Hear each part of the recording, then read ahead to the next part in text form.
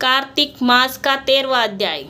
दैत्यों के तीक्ष्ण प्रहारों से व्याकुल देवता इधर उधर भागने लगे। जब इंद्र आदि को इस प्रकार भयभीत देखकर गरुड़ पर चढ़े भगवान युद्ध में आगे बढ़े। उन्होंने अपना सारंग नाम धनुष उठाकर बड़े जोर से डकार किया और त्रिलोक गूंज उठा।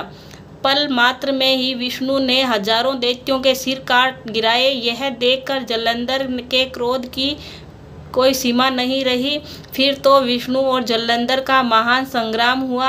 बाणों से आकाश पर भर गया और लोग आश्चर्य करने लगे कि विष्णु ने अपने बाणों के वार से उस दैत्य की ध्वजा, क्षेत्र और धनुष बाण काट डाले तथा एक बाण से उसकी छाती में प्रहार किया। इससे व्यक्ति को ही उसने अपनी प्रचंड गदा उठा गरुड़ के मस्तक पर दे मारी।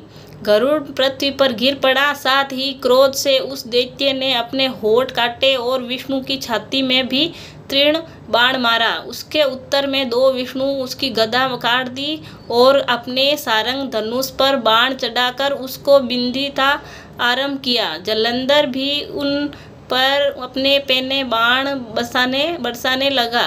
उस समय जलंधर ने विष्णु जी को कहीं पैन बाण मारकर वैष्णव धनुष को काट दिया।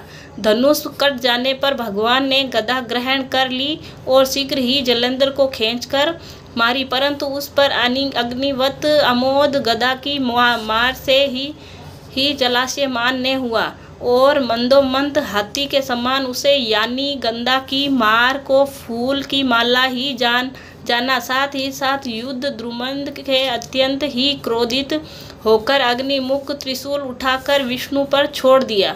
विष्णु ने शिवजी के चरणों को स्मरण कर चंदक नामक त्रिशूल से उसके त्रिशूल को छेद किया।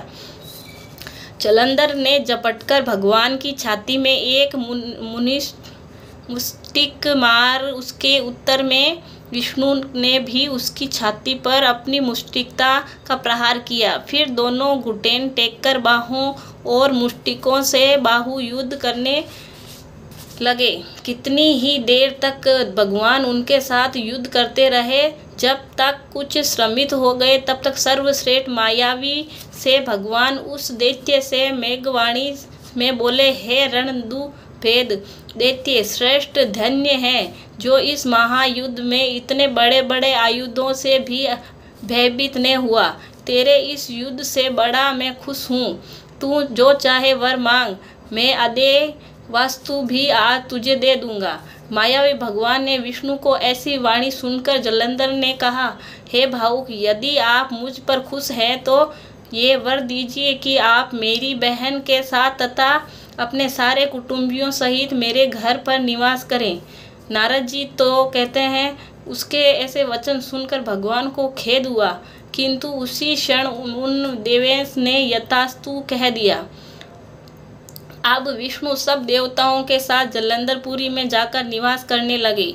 जलंधर अपनी बहन लक्ष्मी और देवताओं सहित भगवान को वहां पाकर बड़ा प्रसन्न हुआ। फिर तो देवताओं के पास जो रत्न आदि थे उनके स्थानों पर दैत्यों को स्थापित करके जलंधर पृथ्वी पर आया।